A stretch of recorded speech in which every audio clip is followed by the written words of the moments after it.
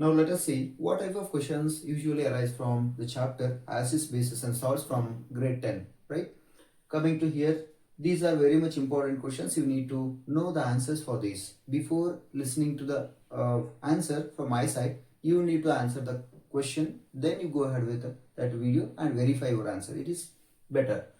Coming to here, water of crystallization. First question, if it is asked, what is water of crystallization? Most of you know already, but you need to understand instead of by hitting. Just you see, if you take any salt, say for example copper sulfate. In copper sulfate, if you put that copper sulfate powder in the paper and press and check it, is it wet? It does not show any type of water in that. It is fully dry, right? But still water is present in that. When do we notice that water? When you take that crystals in a test tube and heat that. When you heat, water vapor starts appearing there in the test tube, right? We call this type of water after heating what it is liberated, that is called water of crystallization. This water of crystallization, how do we define? It is fixed number of water molecules present in one formula unit of salt. One formula unit of salt means what? Say for example CuSO4 if you take. Okay, this is one molecule of what? Copper sulfate. In this, if you take one formula unit, it is in that 5 what water molecules are there.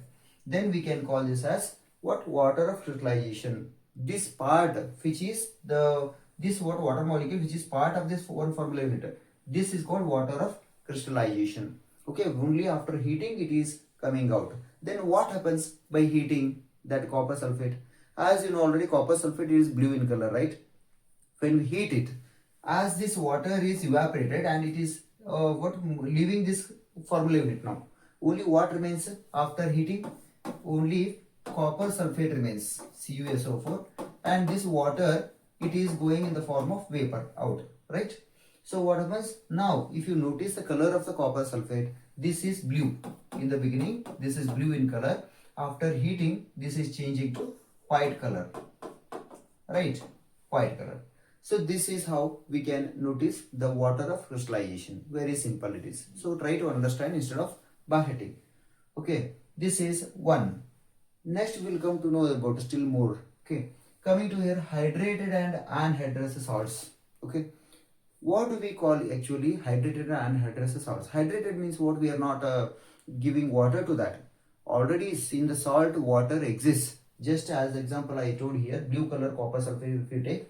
Here if a 5.H2O is there, okay, dot 5H2O, these 5 water molecules if it is present along with this salt, then we can call this type of salt as what? Hydrated. Hydrated means it contains already water. If you take here anhydrous, anhydrous means this is what? Anhydrous here. Okay, we call this as anhydrous salt because copper sulfate is there, water is evaporated and it is going out, leaving that copper sulfate. So that is why this is white in color. Then how to change this to blue again back? Very simple, just to add water to this. You add this again water, means it takes only 5 water molecules, it takes one formula unit, right?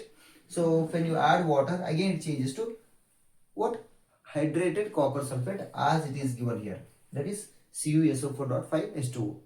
Then we can say that this is anhydrous, this is hydrated. Hydrated is blue in color, anhydrous is white in color. Remember these differences, that is very much important, right?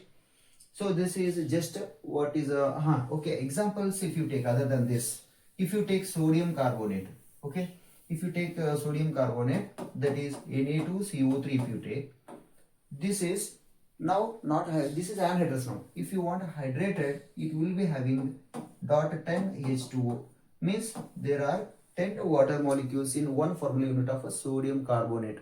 Remember, okay, when it is heated strongly, then it what? It is evaporating water. Next here, this is one. Next sodium carbonate over.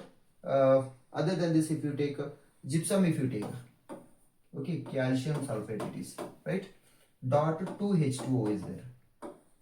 Means 2 water molecules are there in one formula unit of what? Calcium sulfate. So we call this as gypsum, right? Now, this is water molecule, means hydrated and anhydrated, means anhydrous and hydrated we understood. Next coming to here, Preparation of a calcium oxychloride. How do we get this calcium oxychloride? How do we prepare it? Very simple here. Now what we can say is here when you treat this calcium hydroxide, we call this as usually slaked lime, right? This is slaked lime when it is treated with chlorine gas, okay, it is forming one chemical or compound called CaOCl2. This name of this chemical is what? Calcium oxychloride, and generally we call this with common name as what? Bleaching powder. This bleaching powder is used for disinfecting infection of water, it may be. Otherwise, in chemical industries, in paper industries, we use. Okay, and many uses they are already mentioned. You know that. So here, this is what? Bleaching powder. Remember, if this is asked. Okay, bleaching powder. Next, after this, here water is liberated along this, because here OH twice is there, right? This is forming water, water is liberated. This is just a preparation of a bleaching powder and its uses. Next, coming to pH of the soil. One interesting question. Okay, how many of you can guess? You check. A farmer was facing the problem with the yield after growing the crop. Crop was not growing properly. Then he did not consult any agricultural scientists. So what he thought, if he supply manure to the soil, that can be set right. So what he did, he just with that thought, he added organic compost to the soil. As a result, there was no increase in the crop yield. Instead of that, still it was hampered. Means crop did not grow still well. Means it was still affected there. Then what might be the possible reason for this? Of course, if you guess, it is very good. Look at this. What happens? Farmer had thought, if we supply organic compost manure, it can give more yield, it can grow well. But what had happened actually? The pH of the soil was already what? Lower, means acidity was already higher in the beginning itself. When he added, without consulting agricultural scientist, when he added organic compost, it again increased the what? Acidity of the soil by lowering the pH again, right? So as a result, what happened? So pH was lowered again, acidity was increased. As a result, crops were affected still more extent, right? So what had to be done? How would you treat this? Actually, if agricultural scientist, if he had consulted, he would have given suggestion that pH is already lower, means acidity is already higher, it has to be brought down. So what has to be added? For that, lime has to be added, right?